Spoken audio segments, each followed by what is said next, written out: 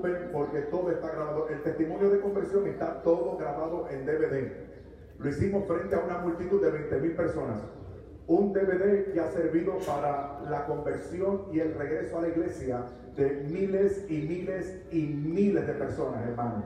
Ustedes no tienen idea las miles de personas que han regresado a la iglesia católica o han fortalecido su fe gracias a ese testimonio. Así que no lo voy a decir todo el testimonio aquí porque apenas tengo 50 minutos, pero todo está grabado. Simplemente van a la parte de atrás y consiguen el testimonio de conversión y lo aprovechan para compartirlo con otras personas. Se lo ponen a otras personas, convencen a otras personas, hacen apostolado con otras personas. Y ahí lo tienen todo. También tengo otros temas. Hay otros temas que ya no son DVD, son audio. Para que usted escuche, repase, aprenda, escuche, repase el sólido fundamento bíblico y espiritual de nuestra fe católica. Todo lo que tiene que ver con la Eucaristía, con la Virgen María, las imágenes religiosas, que es un tema fascinante, porque hay gente que no sabe que en el Evangelio Jesucristo interactuó con imágenes religiosas. Es un tema fascinante. Hay un tema que se llama la Iglesia del Espíritu Santo, en el que demuestro la plenitud del Espíritu Santo en la Iglesia Católica por 4 características acerca de la plenitud del Espíritu en la Iglesia que tú no vas a encontrar en ningún otro lugar. Ese tema es importante. El tema de la verdadera Iglesia de Cristo, que es la Iglesia Católica en toda la Biblia, desde Génesis hasta Apocalipsis. El tema de la Virgen María. María es madre, reina y mediadora. Desde Génesis 3:15 hasta Apocalipsis capítulo 12. Mi madre. Tienen que conseguir eso, por favor. Hay otro tema que es el menos, yo creo que es el menos importante, pero ha resultado el más fascinante para algunas personas. Se llama el peligro de los cánticos. Ahí yo hago un estudio profundo de las diferencias que hay entre la música de los hermanos separados y la música de los ministerios católicos. Hay unas diferencias. Hay católicos que piensan que no hay diferencias. Si usted es de esos católicos que piensan que no hay diferencia entre la música de los otros hermanos y la música de nosotros, usted tiene un serio problema de formación, porque usted no se percata lo que hay detrás de esas músicas y de esas canciones y de esas letras. Hay unas diferencias profundísimas. Si usted es de los que piensa, por otro lado, que la música de los otros hermanos es mejor que la nuestra, ahora usted tiene un gravísimo problema de identidad. Entonces, más le vale que escuche esa conferencia. ¿Les parece bien? Bien, hermano, yo no soy quien para prohibir. Nosotros no prohibimos nada. Escucha la música que te dé la gana siempre que sepas cuáles son las diferencias. Si tú no percibes las diferencias, tú no tienes permiso para... Mire, en 1 Corintios dice, todo me es lícito, pero no todo me conviene. Todo me es permitido, pero yo no me dejaré dominar por nada. ¿Estamos claros? Porque a veces lo bueno es enemigo de lo mejor. Por ejemplo, no es malo. Yo no cometo pecado si una muchacha me dice, ay Fernando, qué ojos lindos tú tienes. Cuando tú me miras yo siento tantas cosas lindas. Eso no es malo, pero ¿saben qué? No me conviene. ¿Ven cuál es la diferencia? Esto es lo que me encanta de ser católico. Pero cuando tú eres católico, tú tienes que ser profundo y listo. Bueno, señoras y señores, les voy a platicar entonces acerca de mi proceso de conversión a la fe católica. Lo primero que voy a hacer es ser muy franco con ustedes. Y les voy a decir la verdad. Yo no quería serme católico. Si usted quiere estudiar las diferencias que hay entre los testimonios de los católicos que se van para el otro lado y los que antes éramos protestantes y ahora nos hicimos católicos, ustedes van a notar una diferencia. La diferencia es que, por lo general, cuando se van de aquí para allá, aluden razones de tipo emocional, tú sabes, de tipo sentimental. Y eso es válido, no hay problema. Pero las razones que nosotros damos para regresar a la Iglesia Católica o para estar en la Iglesia Católica son siempre razones de profundísimo valor espiritual, doctrinal y bíblico. Mucha profundización en la Biblia, mucho análisis de la historia de la Iglesia, mucho sentido común. Esa sería la diferencia que hay entre los dos tipos o géneros de testimonio. Otra cosa es que lo que vinimos del mundo protestante y nos hemos hecho católicos en contra de todo el mundo. renunciando, dejando, soportando y sufriendo. Increíble. Y la verdad es que no quería hacerme católico. Y no quería hacerme católico, por eso al principio, hace años, cuando testificaba, decía medio en broma y medio en serio que me hice católico en contra de mi voluntad. Y es en ese sentido, ¿no? Yo no quería hacerme católico. Y no quería hacerme católico por dos razones. Yo descubro dos razones. La primera, porque ustedes me caían mal. Perdonen, mis hermanos, tan feo como tan franco. Me caían mal. Claro, tengo que ser honesto, había algo de prejuicio. Pero también tengo que aceptar de que ustedes me daban razones para... Los católicos me escandalizaban, en la verdad. Miren, yo retaba a los católicos, yo atacaba a los católicos, yo cuestionaba a los católicos. Y esos católicos no solamente no estaban hábiles de transmitirme lo mínimo de su fe, sino que peor aún, consentían mis ataques. Increíble, me daban la razón. Yo recuerdo un católico que me dijo una vez: tu iglesia es una prostituta. ¿Sabe lo que me dijo? Fue que me bautizaron ahí cuando era pequeñito. A otro le dijo una vez: tu líder, el Papa, es el anticristo. Y me dijo: son los cardenales que lo eligen. O sea,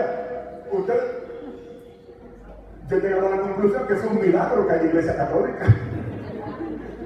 Si tú quieres una sola razón que valida la iglesia católica, es aquí. Es un milagro que haya iglesia católica. De hecho, escúchame bien, la iglesia católica es la única institución en la historia de la humanidad que ha durado más de 1000 años. Ninguna otra institución en la historia de la humanidad ha durado 1000 años. Y de hecho ya vamos por 2000. Ya vamos por...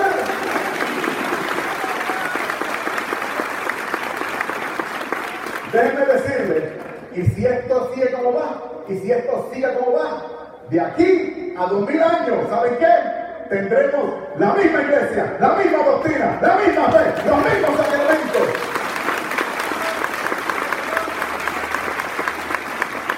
Que esa es la razón por la que el mundo nos ataca.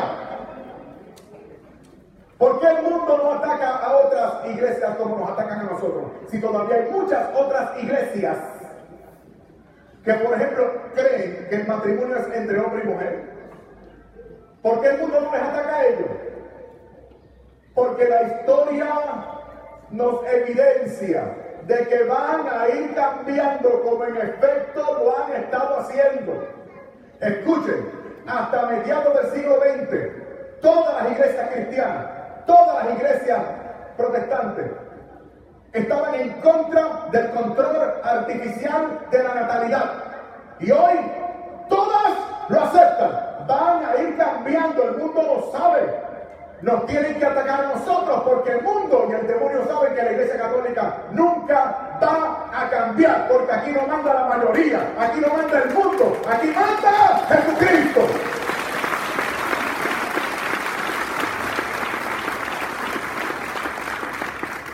Y la segunda razón por la que no quería hacerme católico es porque allá, en el otro lado, me iba bien. Muy bien. Pero muy bien.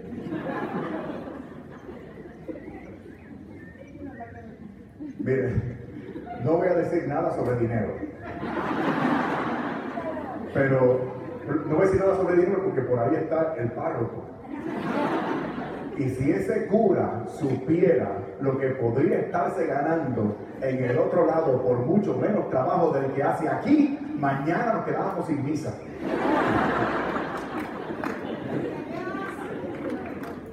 Es increíble. Yo veo a los superapóstoles por la televisión, ¿saben que ahora se llaman apóstoles?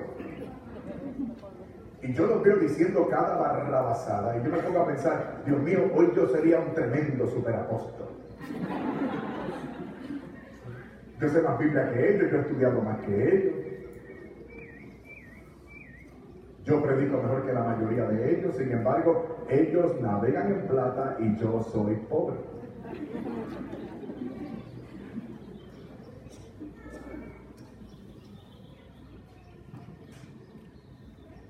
Preguntarán entonces, ¿y qué haces aquí? Te voy a decir francamente lo que hago aquí. ¿Por qué estoy aquí?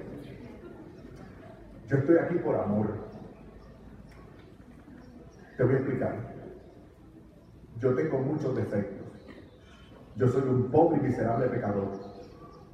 Yo creo que la única virtud que tengo es que yo trato de amar mucho, mucho a mi Señor. Y cuando tú amas mucho a Dios, nunca te conformas con poco, ni siquiera con mucho, porque el que ama de verdad lo quiere todo. Por eso no me quedó más remedio que entrar, permanezco y moriré en la iglesia que lo tiene todo. Es por amor. Es por amor. El amor es un ejercicio de la voluntad. El amor no es un sentimiento. Tú decides quién es el sujeto o el objeto de tus afectos. El que ama lo quiere todo. Lo que me gusta y lo que no me gusta, lo que entiendo y lo que no entiendo. Cuando siento bonito, lo siento no, lo siento feo. Eso es amor. Les voy a explicar entonces algunos temas con los que tuve que lidiar durante mi proceso de conversión. Qué pena. Solamente haré un brevísimo resumen. Creo que el primer tema con el que tuve que lidiar fue el problema de la división entre los cristianos. Para mí era importante, les explico, porque yo había leído mucho y estudiado mucho la Biblia, y consta por la Biblia, sobre todo en el Santo Evangelio y en el resto del Nuevo Testamento, la intención del Señor, la intención original del Señor, de establecer una sola y única iglesia. En un momento dado, cuando comencé a ser capellán, el capellán es un pastor, sacerdote, rabino, lo que sea, que hace trabajo pastoral en una institución que no es la iglesia o la parroquia. Por eso hay capellanes en el ejército, en la policía, en las cárceles, en los hospitales. Pues yo fungí como pastor, haciendo trabajo pastoral en un hospital. Y fue en el hospital que por primera vez yo como que caí en la cuenta. Esto me llamó la atención. Porque en mi iglesia, cuando yo predicaba, todo el mundo decía amén, gloria a Dios y aleluya. Era fácil. ¿En qué sentido? Todos estábamos de acuerdo. Mi denominación tenía un cuerpo de doctrina. Toda nuestra feligresía creía más o menos lo mismo, fijado a ese cuerpo de doctrina. El problema fue allá afuera, en el mundo real. En el hospital constaté a otros hermanos de otras iglesias, gente que se basaba en la misma Biblia que yo, gente que decían estar inspirados por el mismo Espíritu Santo que yo. Sin embargo, estábamos irremediablemente divididos. No podíamos ni siquiera practicar el mismo culto juntos. Nos contradecíamos en asuntos fundamentales, determinantes de fe cristiana. Aquello para mí era un problema porque yo quería ser un buen pastor. Yo no era un tipo malo, yo estaba bien intencionado. Yo pensaba que era responsable del destino eterno de las almas que el Señor pensaba yo había puesto a mi cuidado. Pero ahora, como estar seguro, yo iba a responder al Señor por esas almas, pero ahora yo no estaba seguro porque otros hermanos y otras iglesias creían distinto a mí.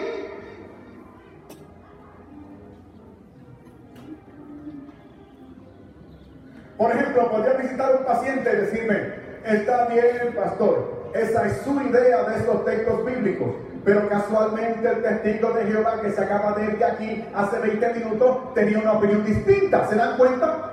La palabra de uno contra la de otros.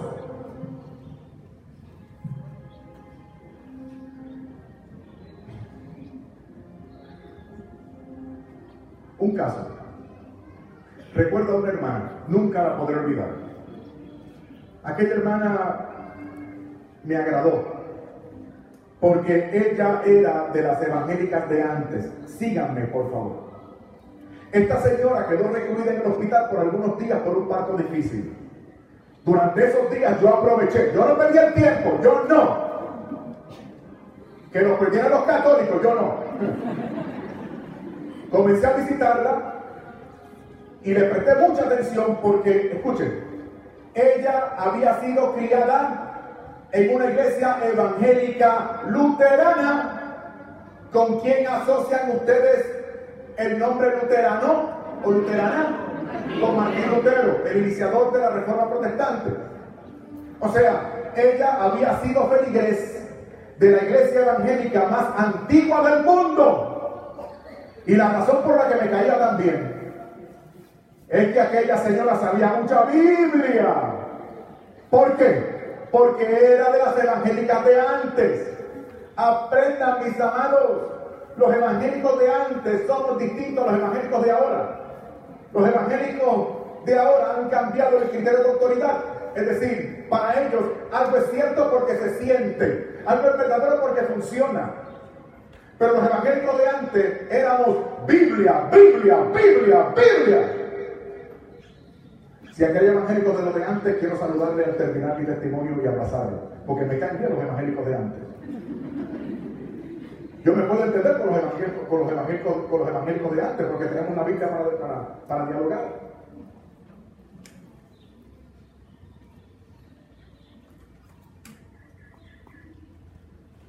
Como ella había estado alejada de su iglesia, yo la conduje a través de una secuencia de textos bíblicos que llamábamos el plan de salvación.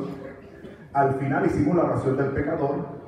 Luego procedí a catequizarla. Aquello fue una catequesis rápida y fácil. ¿Por qué? Se los dije, ella sabía mucha Biblia. Una mujer brillante. El problema fue al final, cuando le dije, hermana, usted está lista, la voy a bautizar. Ella me dijo, no, yo no puedo bautizarme. Le pregunté por qué. Me dijo, porque ya yo fui bautizada. Ah, qué bien, hermana. ¿Cuándo? Me dijo, fui bautizada a los 6 meses de edad. Y le dije, ay, hermana, qué problema, fíjese, mire, ese bautismo suyo no es válido. Usted tiene que bautizarse ahora de grande y por inmersión, de nuevo. Ella me dijo, pastor, qué pena, el problema lo tiene usted. Porque a mí, escuchen, porque a mí, me dijo ella, corroborenlo, investiguen, me dijo ella, porque en mi iglesia luterana, al igual que en las principales y más antiguas denominaciones protestantes, bautizan bebés. Ah, que ustedes no lo sabían.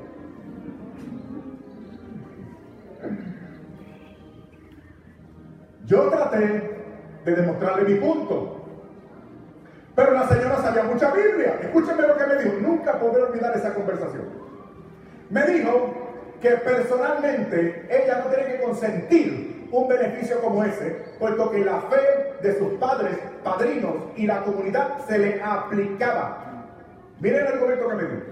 En Gálatas, San Pablo dice que el bautismo cristiano sustituye lo que era la circuncisión que se le hacía a los bebés en el Antiguo Testamento sin preguntarles nada. Ella me habló 2 partes de los Hechos de los Apóstoles, en las cuales el jefe de la familia creía, y luego de haberse convertido, el jefe de la familia hacía bautizar a todos los de su casa, incluyendo a los bebés, como en el capítulo 16. Por eso concluye el versículo 31 diciendo, cree en el Señor Jesucristo y serás salvo tú y tu casa. Ella me habló de partes en el Evangelio en las cuales la fe de unos se utilizaba para beneficio de otros, como el paralítico que bajan por las tejas de la casa. Ahí dice que el Señor vio la fe de los amigos, no del paralítico. ¿Y qué hizo el Señor? Los salvó y los sanó. Ella me dijo que según Romanos capítulo 6, su bautismo era un baño de regeneración por virtud del cual ella era salva. Eso me escandalizó. Y le dije, pero hermana, ¿cómo es eso que el bautismo salva? Ella me dijo, búsquelo, pastor. Primero de Pedro, capítulo 3, versículo 21. Dice, el bautismo ahora os salva. ¿Se dan cuenta? La doña tenía textos bíblicos para contradecirme a mí. Digo, y yo tenía los míos también, no se crean. ¿Se dan cuenta? La palabra de uno contra la de otros. En algo como eso, el sacramento de entrada a la gracia.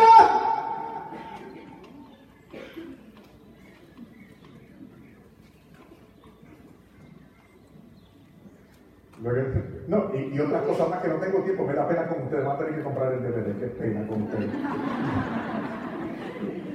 Entonces por ahí viene el problema de la división y la multiplicidad de iglesias. Investigué las estadísticas.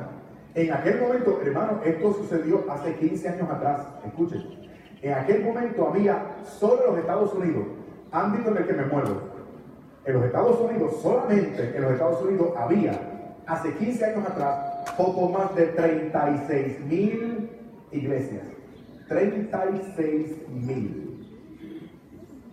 El Señor quiso una, y en aquel momento había 36,000.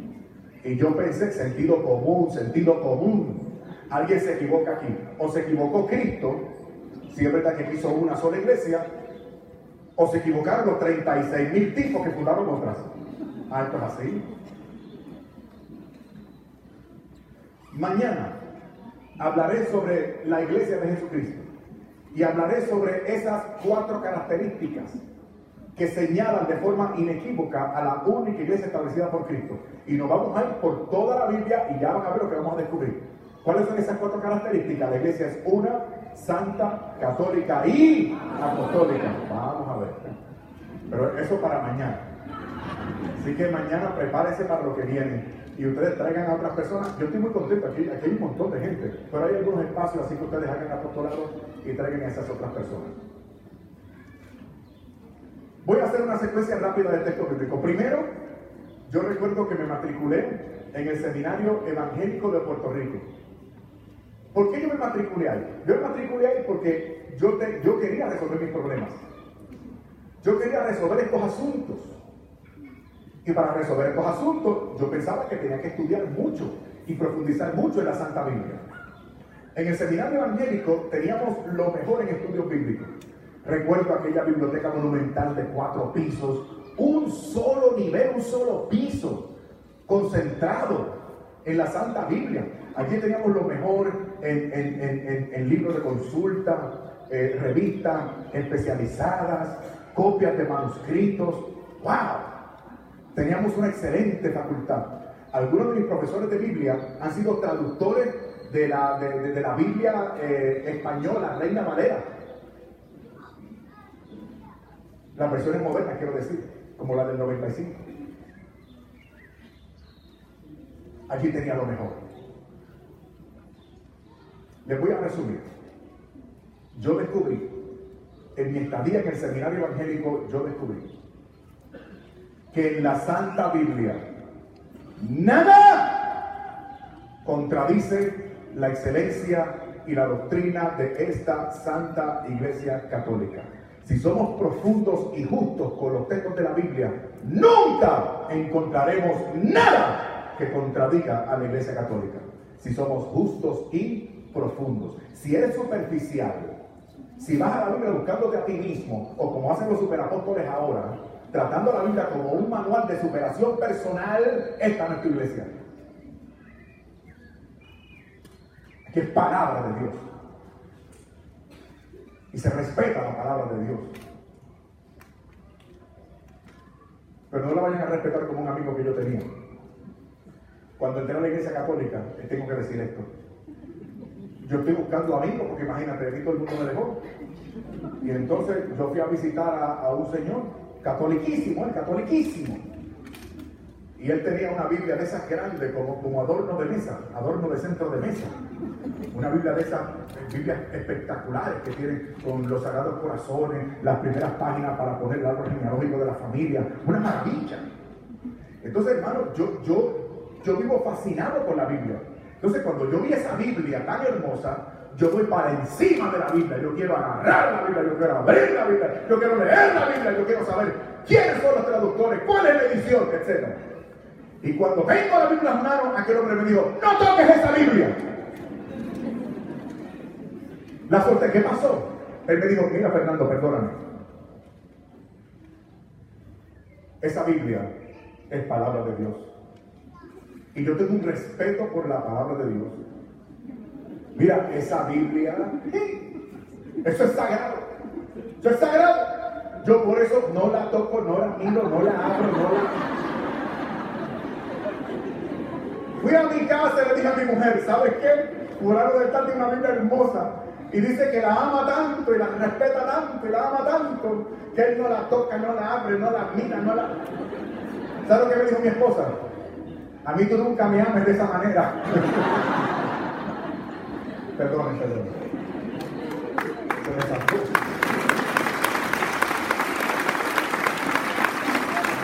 No me respetes así, respeto así. Bueno. Textos bíblicos que señalan, no se preocupen, mañana vamos a ir poco a poco. Vamos a hacer aquí el listado de textos bíblicos que, miren hermanos, textos bíblicos que había leído toda mi vida y ahora resaltaban, deslumbraban para anunciarme la intención del Señor Jesús. Por ejemplo, Evangelio según San Mateo, capítulo 16, versículo 18. Aquí el Señor muestra su intención y habla de la iglesia en singular, no son muchas, sino una solamente. Evangelio según San Juan, capítulo 10, versículo 16. Primera de Corintios, capítulo 12, versículo 13. O sea, la iglesia es importante, es determinante. El problema que tenemos nosotros cuando hablamos de la iglesia es la superficialidad religiosa de otros allá afuera. Cuando te dicen, por ejemplo, Cristo sí, iglesia no. La iglesia no hace falta. Da lo mismo una que la otra. Porque la iglesia no salva. ¿Cuándo los católicos hemos dicho que la iglesia salve? Nunca lo hemos dicho. El que salva es Jesucristo. Sin embargo, Jesucristo no te salva sin la iglesia. Ahí es que la cosa se puso buena. O sea, Cristo el Señor se tomó la molestia de fundar y establecer una iglesia hace 2000 años atrás y hoy, 2000 años después. Hay gente que tiene la osadía, el descaro, la fuerza de cara de decir que la iglesia no es importante. ¡Qué fantástico! Ya me callé.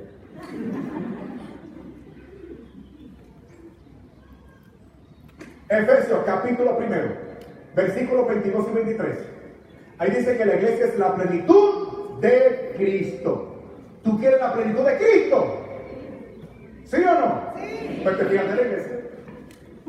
Efesios capítulo 3, versículo 10. Dice que la multiforme sabiduría de Dios, se manifiesta en y por la iglesia. Pregunto, ¿usted quiere la sabiduría de Dios? Sí. Efesios capítulo 3, versículo 21. Dice que al Señor se le da gloria preferentemente en la iglesia. ¿Ustedes quieren glorificar al Señor? Sí. Primero de Timoteo, capítulo 3, versículo 15. Dice que la iglesia es columna y fundamento de la verdad. ¿Usted quiere la verdad? Sí.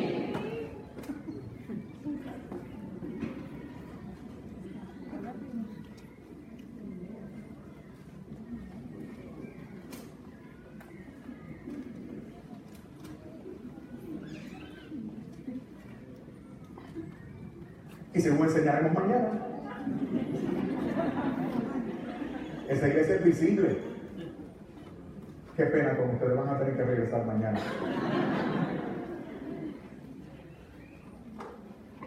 ¿Qué problema tuve yo?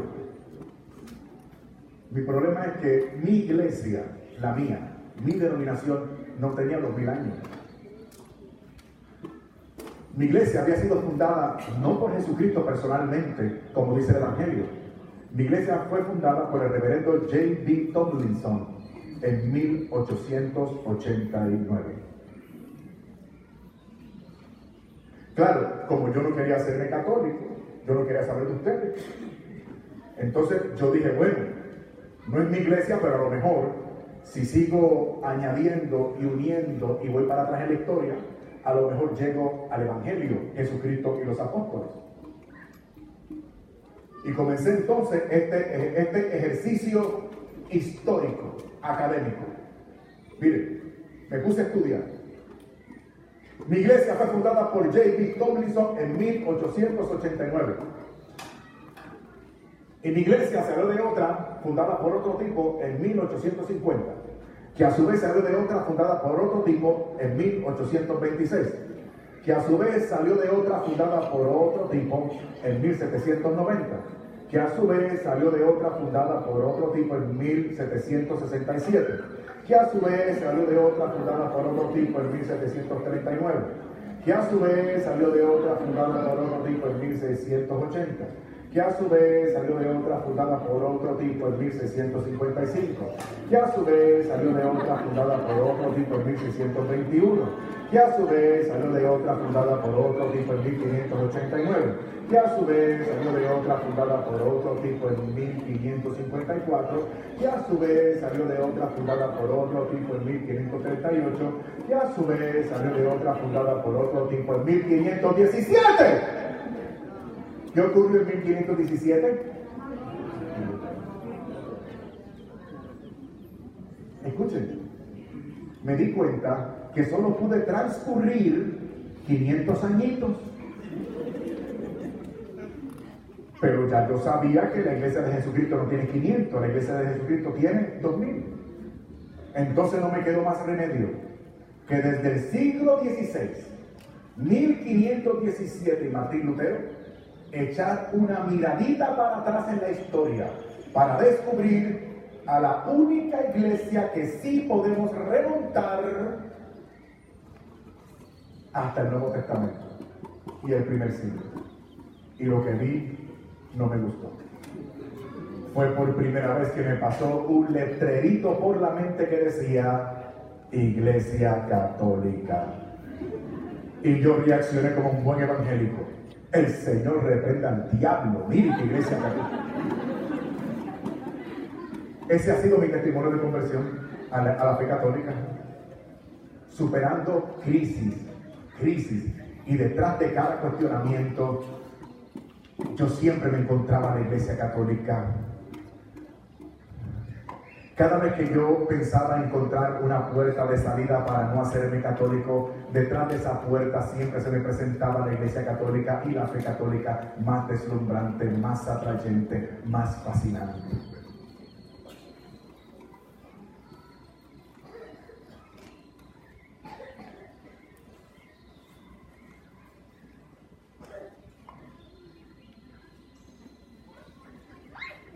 Descubrí otra cosa que tiene que ver con los cristianos de siempre. Es la Eucaristía. En el año 165, antes de Constantino, San Justino Mártir describe el culto de los cristianos. Busquen ese testimonio para que vean. Lo que describe San Justino Mártir es el orden de la Santa Misa de principio a fin.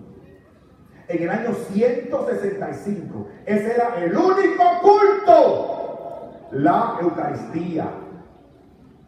Y San Justino Mártir dice algo más.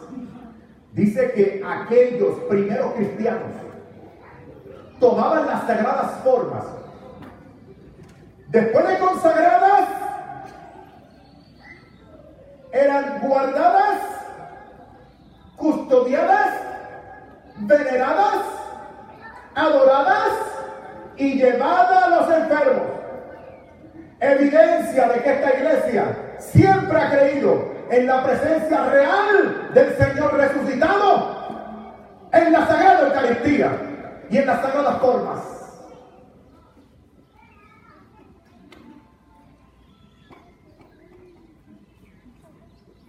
Yo enseñaba teología en nuestro seminario. Yo sabía muy bien cuál era nuestra doctrina. Aquello que nosotros llamábamos la Cena del Señor o la Santa Cena, para nosotros era un símbolo, a lo sumo un memorial que trae al recuerdo algo que había sido pasado. Pero ¿saben qué, mis hermanos? En la Santa Biblia la palabra anamnesis, o sea, memorial, no es un recuerdo, es algo que tú haces remembrando lo antiguo y que hace que lo antiguo se hace presente en este momento, aquí y ahora.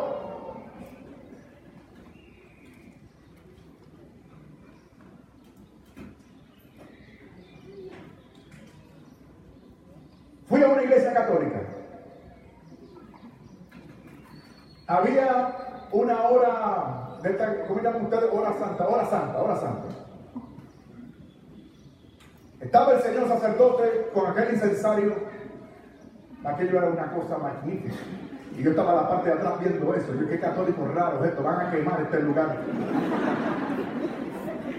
Habían como 200 personas, todos adorando. Yo escuchaba, están adorando. Entonces yo veía sobre el altar y yo veía que estaban adorando un trozo de metal. Y dije, estos católicos son bien idólatras, la verdad. Vi que adorando ese pedazo de metal tan loco. Después me acerco más y por lo que escucho me doy cuenta de que lo que están adorando es la sagrada forma. O como llaman los padres de la iglesia, el pan eucaristizado. Y me puse a pensar, si yo logro demostrar que esta gente está adorando un mero trozo de pan y no a Jesucristo como ellos piensan, yo habré probado que son unos idólatras. Y por lo tanto, yo no tendré que hacerme católico. ¡Qué bueno!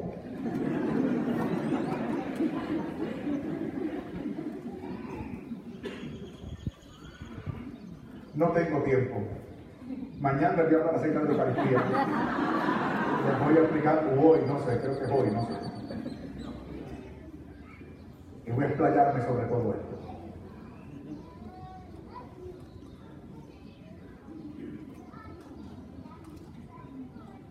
Tal vez tenga tiempo para hablarles de una sola evidencia bíblica y luego mañana seguimos.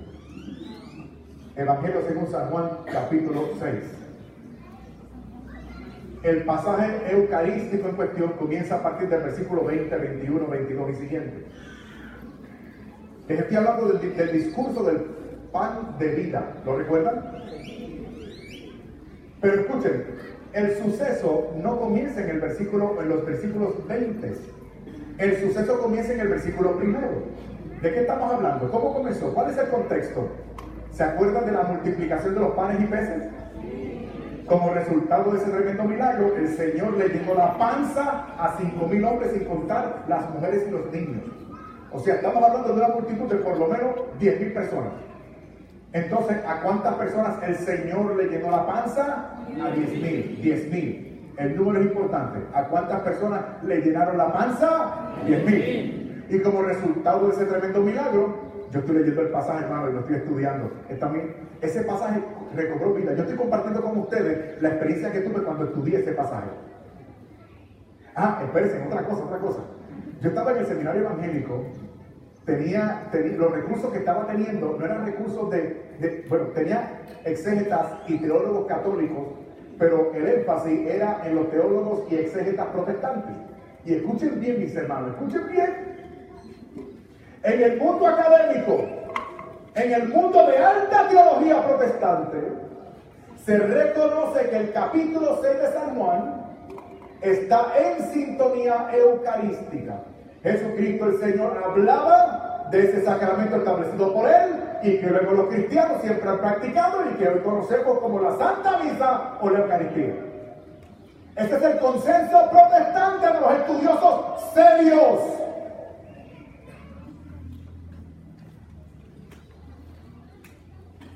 Pero los católicos están escuchando a los ignorantes y a los prejuiciados. Si los católicos escucharan la fascinación que tienen los intelectuales protestantes por la fe católica, ustedes quedarían deslumbrados. Lo que pasa es que el Señor no les regala el don de la fe plena. A mí me pasó. Yo me pongo a pensar, ¿por qué me di cuenta de esto en un momento dado? ¿Por qué no antes? Porque en ese momento el Señor quiso darme el don pleno de la fe. Punto. Esa es la única explicación que tengo. Como resultado de ese tremendo milagro, la multitud seguía al Señor. Ese pasaje, yo lo vivía, yo me metí en el pasaje. Yo veía aquella multitud que seguía al Señor. Ahora, el Señor les regaña. ¿Por qué el Señor les regañó? Porque aquella multitud lo seguía, no por Él ni su evangelio, lo seguía por el milagrito. ¡Ah! Algunos de ustedes se van a ir para el otro lado. ¿Buscando qué? El milagrito.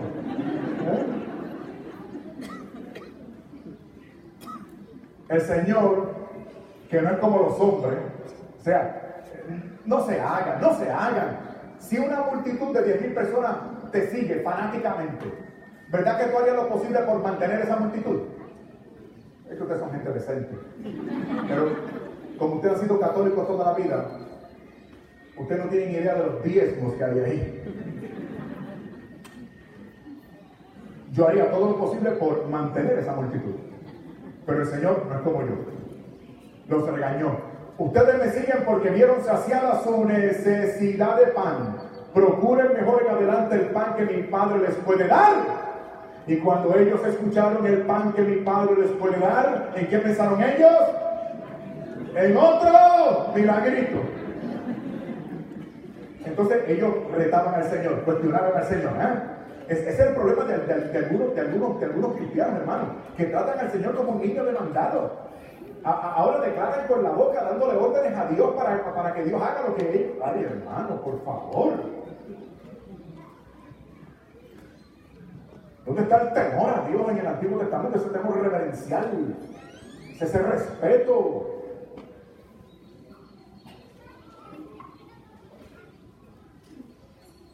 Nuestros padres comieron del maná que les dio Moisés en el desierto.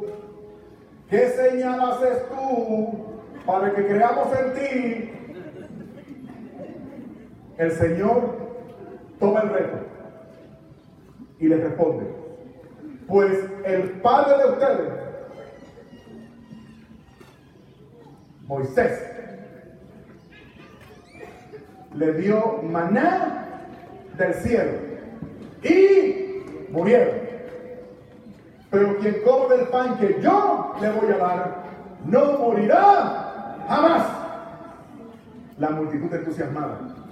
¡Qué maravilla! Un pan mágico.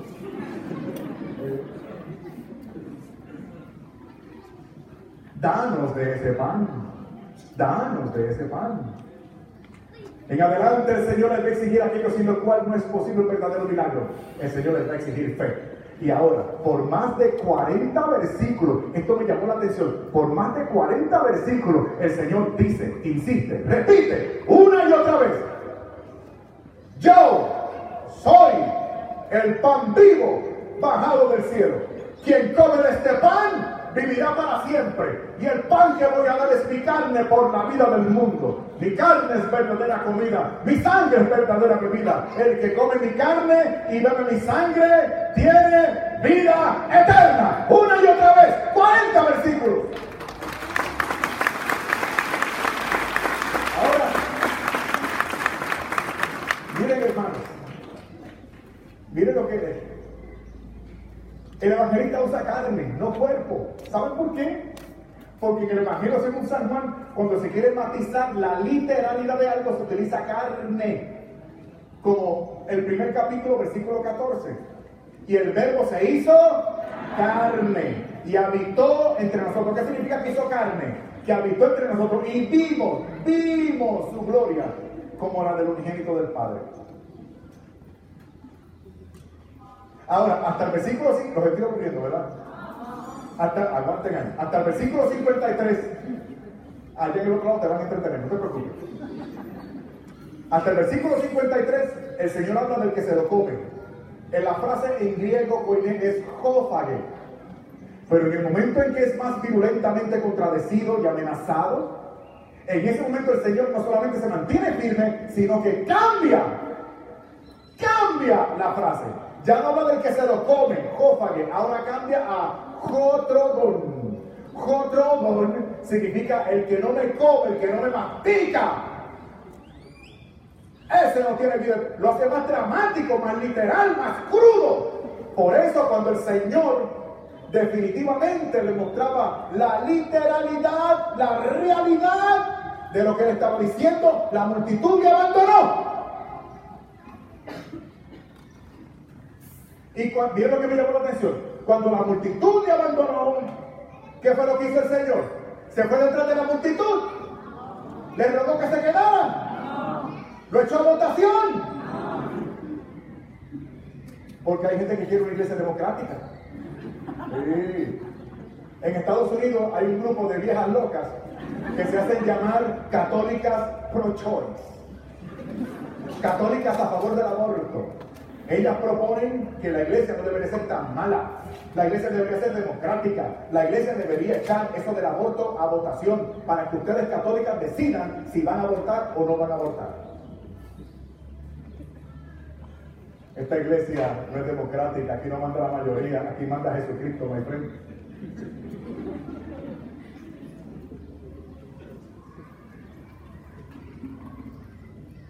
Si tú eres nene y te quieres casar con otro nene, vete para la otra iglesia.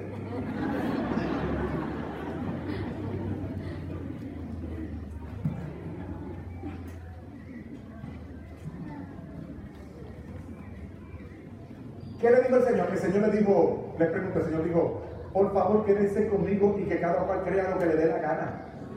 No, ¿verdad? No les dijo nada. El Señor se regresó a los 12 que le quedaron. Hermano, este es el Cristo que a mí me tiene, perdonen, voy a hablar como puertorriqueño. ¿Puedo hablar como puertorriqueño? Este es el Cristo que a mí me tiene enchulado, hermano. Este es el Señor de mi vida. El Señor fue a los 12 que le quedaban. Aplausos.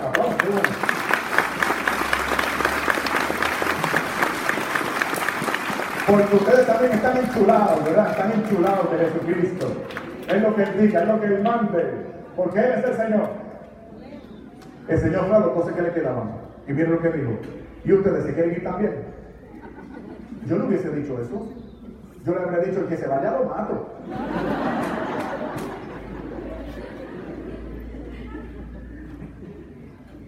Y San Pedro, que estaba tan enchulado como nosotros, respondió, Señor, ¿a dónde iremos si solamente tú tienes palabra de vida eterna? ¿A dónde te vas a ir?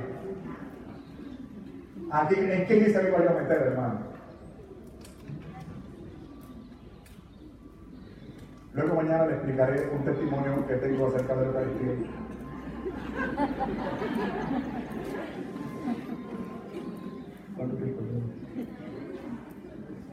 ¿Cuánto tiempo llevo, mis amados? Dígame, yo cometí la error de no mirar el reloj. ¿Cuánto tiempo llevo? Llevo 5 minutos. Gracias. Llevo 5 minutos. Yo lo único que necesito para terminar son 20 minutos, hermano, honestamente. ¿Alguien me da 20 minutos? ¿Quién me da 20 minutos? 20, 40, 60, 140, 180, ok.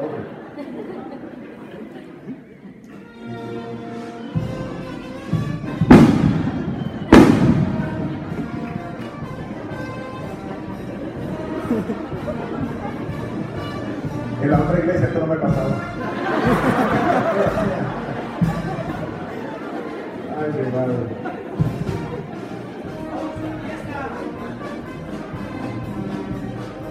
No sé qué hacer, ¿qué hago?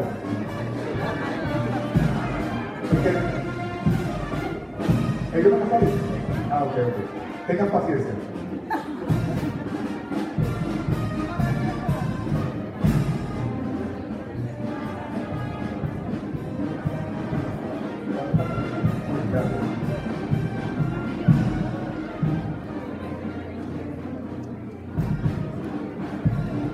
Muy bien. Ok.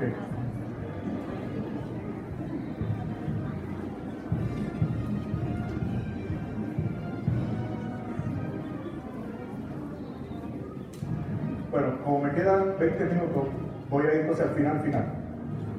Final. O sea, yo le estoy pasando por encima por lo menos a 3 años. A 3 años. Vamos al final. Sucedieron 2 cosas en el final. Primero, un encuentro con el sacramento de la reconciliación y un encuentro con Santa María. Sobre el encuentro de Santa María les voy a hablar mañana, cuando hablemos de la Santísima Biblia. Y entonces ahora vámonos con la Eucaristía. Con el sacramento de la reconciliación. Esto fue al final. Miren, imagínense lo que descubrí. Cuando queriendo ser un buen pastor, ahora descubro que yo no tenía el poder dado por Cristo a sus verdaderos ministros para perdonar pecados. Yo no tenía ese poder. Y estaba en la Biblia también. Evangelio según San Juan, capítulo 20, versículos 22 y 23. El Señor sopla sobre sus ministros. Reciba que el Espíritu Santo, a quien le perdonen los pecados, le serán perdonados. A quien le retengan los pecados, le serán retenidos. ¿Lo dijo o no lo dijo? Sí. Esto ha sido siempre patrimonio espiritual y sacramental de la Santa Madre Iglesia. Y te advierto, hasta el siglo VIII la confesión era pública. Dale gracias a Dios que hay confesión. La confesión auricular es privado ahora. ¿Tú sabes lo que es en el primer siglo? Tú tienes que presentarte frente a la asamblea y confesar tus pecados. Hermano, me acuso de... Y piensen en todo lo que hicieron ustedes anoche. Y las penitencias por la calle principal vestido de saco. Soy pecador. Terrible. La iglesia siempre ha guardado esto, lo ha observado, lo ha respetado. Entonces yo dije, yo no tengo ese poder para perdonar pecados.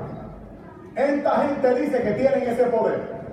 Si es verdad que estos curas tienen ese poder para perdonar pecados, yo ese poder tengo que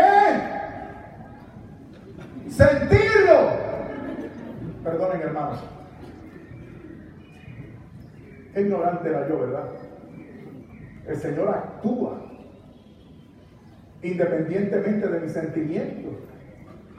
El Señor actúa y garantizado, y si yo me abro a la gracia, el sacramento opera y surge el milagro. Si es verdad que estos curas tienen poder para perdonar pecados, yo ese poder tengo que sentirlo. Me da vergüenza lo que voy a decir ahora, porque no debía haberlo hecho. Yo no debía haber hecho lo que hice. Pero hermano, yo no sabía. Los católicos no me explicaban. Fui donde un cura que me dijo, ¿sabes lo que me dijo el cura? Quédate como estás, si tú le sirves al Señor de igual manera, es lo mismo. Ahora entiendo yo por qué el Señor tuvo que usar la Biblia, que aquí más iba a usar. Yo tomé la decisión de meterme un confesionario para confesar mis pecados a un sacerdote católico. Qué pena con ustedes, me da vergüenza. Pero hermano, yo quise hacerlo bien. Observen. Yo no quería que si iba a confesarme y no sentía nada, que el Señor me echara en cara, seguro que no sentiste si no lo hiciste bien.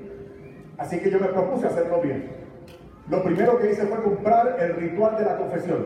¿Sabe que los señores sacerdotes usan unos manuales, unos libros, ¿no? Donde están las cosas litúrgicas y esas cosas. Pues hay un ritual que se llama Ritual del Sacramento de la Reconciliación. Yo compré ese ritual y me lo leí y me lo aprendí completo. Escuchen bien, de memoria. Me aprendí sobre todo el ordinario de memoria. Yo me aprendí hasta las letrecitas rojas, que llaman las rúbricas. Luego me enteré que no tenía que aprendérmelo, que eso era lo que le tocaba al sacerdote hacer. Pero yo me lo aprendí, yo lo sabía todo. Ahora el sacerdote impone las manos sobre el penitente y dice, todo lo sabía. Luego yo quería una que fuese una buena iglesia que me mereciera, una iglesia así, qué sé yo, gótica.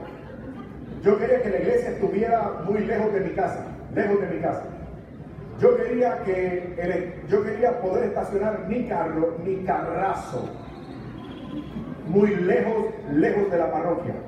Yo no quería que vieran mi carro, mi carrazo en el estacionamiento de la parroquia.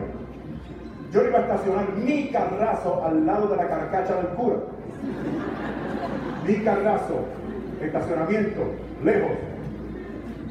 Yo quería que la iglesia tuviera confesionario, gordo, sólido, barroco, que tuviera rejilla para que el sacerdote no me viera la cara, que tuviera una cortina para que no se me viera el torso ni los pies si fuese posible. O sea, hermano, muy exigente el tipo.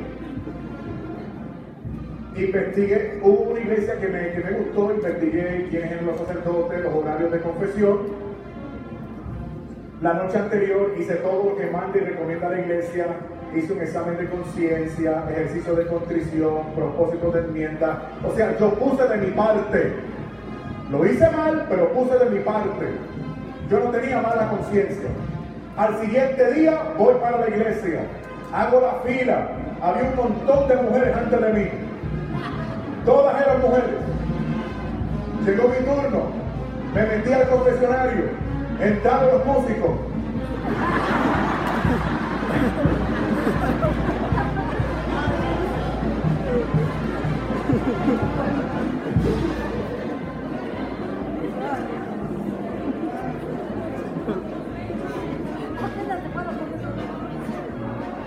No, jamás. Jamás voy a olvidar este pueblo, jamás.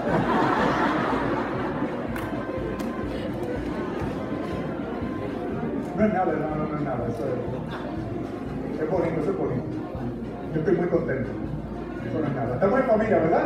Sí. Estamos en familia, estamos en familia. Gloria a Dios. Alabado sea Jesucristo.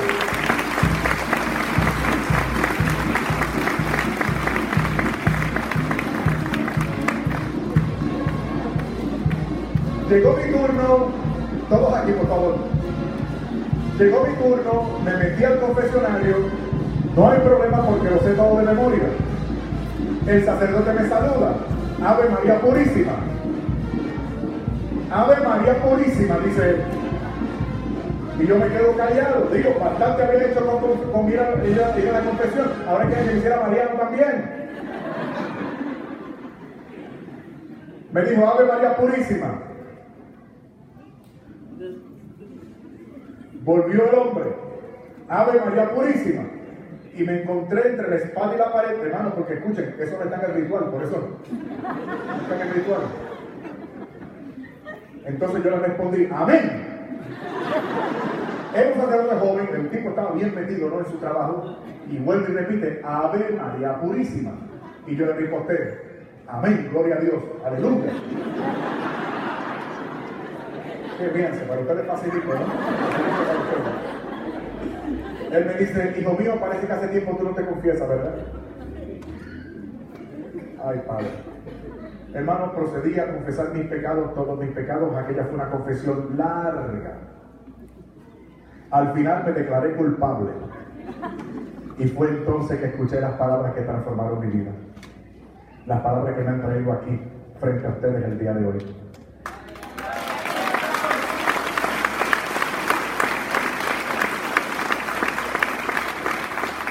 Dios Padre misericordioso, que reconcilió consigo al mundo por la muerte y resurrección de su Hijo y derramó el Espíritu Santo para la remisión de los pecados, te conceda por el ministerio de la Iglesia el perdón y... Mira que me lo aprendí. Y yo te absuelvo tus pecados en el nombre del Padre y del Hijo y del Espíritu Santo.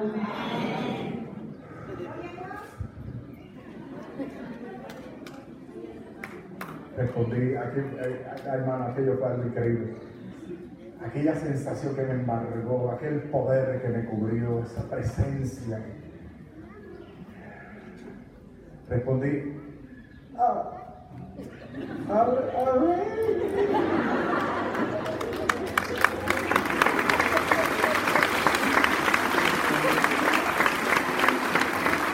Él me preguntó, hijo, ¿estás bien? Ya te puedes decir, gracias. ¿Recuerdas que yo quería sentir único? ¿Lo recuerdan? Escuchen lo que me pasó. Cuando fui a salir del lugar, a mí me elevaron hacia arriba. O sea, yo estaba de puntitas. Me descubrí de puntitas sobre el suelo. Traté de poner los pies firmes sobre el suelo, pero yo no pude, porque a mí me alaron hacia arriba. Luego, cuando me puse a caminar, traté de caminar, me di cuenta que no podía coordinar los movimientos de mi propio cuerpo. Y comencé a caminar de forma errática.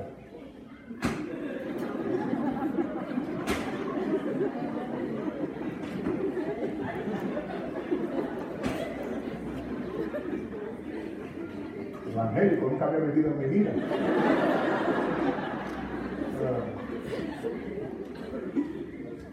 Y empezó mi trayecto acera abajo. Me arrepentí tanto de haber estacionado el carro tan lejos. Entonces, Puerto Rico es una isla pequeña y yo estaba perfectamente consciente. Entonces, yo daba tumbo contra las verjas de las casas, la gente me sacaba el cuerpo, cruzaba en la calle, pero yo tenía ese gozo, hermano. Yo estaba tan fresquito por dentro.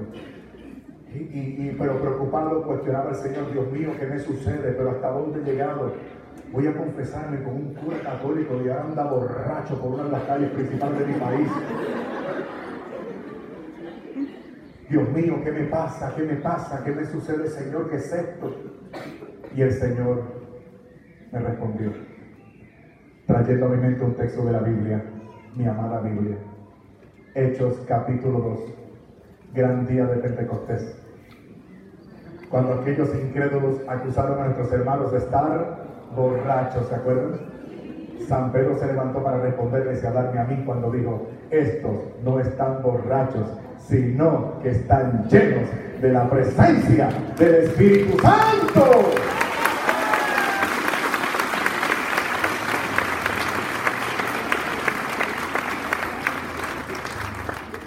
Me quedan 5 minutos.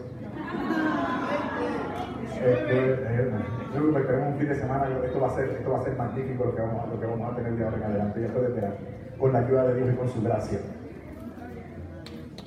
Lo bueno cuesta, quiero que sepan. Pero así, esto no es magia, como te dicen allá en el otro lado. Nosotros estamos sumidos en un proceso que se llama santificación. Y mi familia y yo hemos tenido que pagar ese precio. En el testimonio mi esposa habla de los sufrimientos que tuvimos.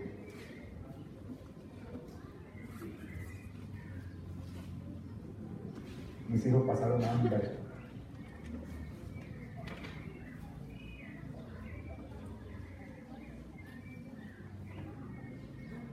Y ahora yo tengo que soportar a un catoliquito de agua dulce decir que da lo mismo una iglesia que la otra.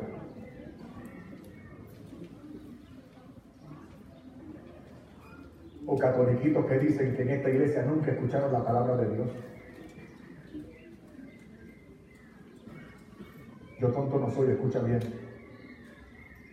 He dejado atrás lo que he dejado atrás porque estoy convencido y doy mi vida por esto. Estoy convencido de que esta es la iglesia de Jesucristo. Yo no me puedo salvar en otra iglesia.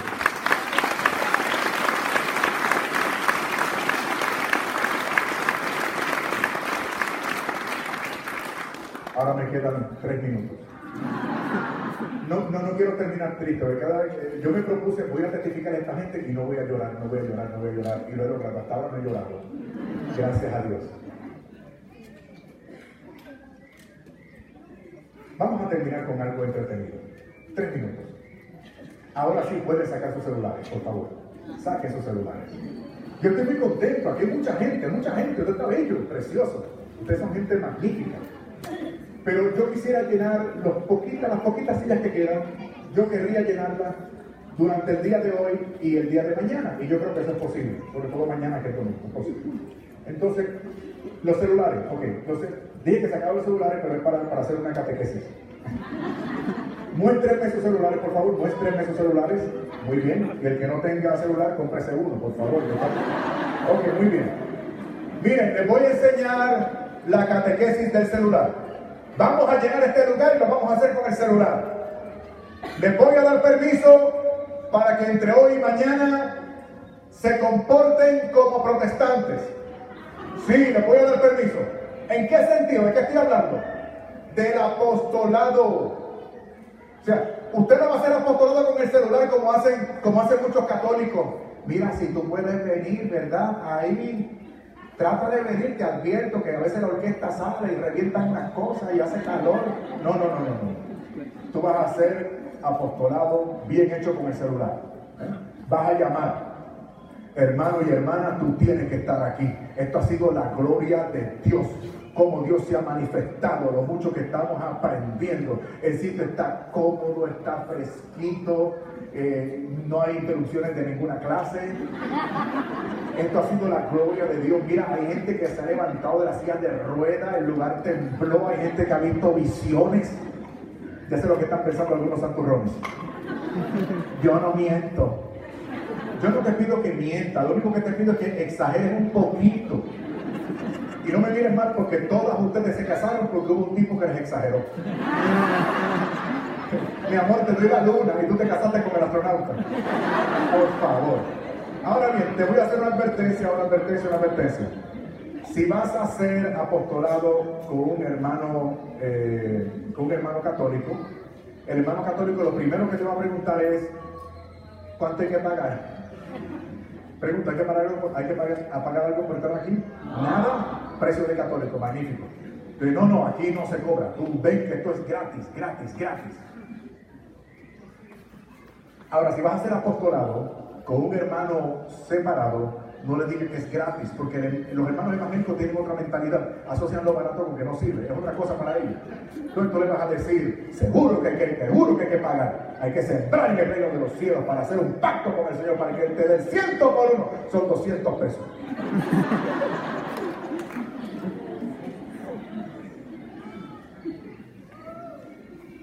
Es broma, pero vamos a hacer apostolado, ¿les parece? Vamos a hacer apostolado. Vamos a traer a otras personas y vamos a traerlos para dar más gloria a Dios. Hermanos, en los próximos minutos haremos un receso. Me queda un minuto. Escuchen, voy a estar disponible para firmar las pláticas, los discos que traje. No es autógrafo. Yo soy un don nadie. Aquí la única celebridad se llama Jesucristo. Es mi firma como un gesto de gratitud por haber comprado ese material con el que sostenemos un ministerio que realizamos gratis para nuestra arquidiócesis. Es para eso, por favor, ¿ok? Entonces, firmo para agradecerle y también para hacer como un acuerdo entre nosotros. Ustedes ven mi firma, se acuerdan de mí y elevan un pensamiento a mi favor. Señor, ayuda a este puertorriqueño para que se porte bien y ya no pasen más huracanes por la isla. ¿Me parece? Algo así. Solamente voy a firmar esos artículos y después de eso me voy a rezar. Muchas gracias por haberme escuchado. Dios les bendiga.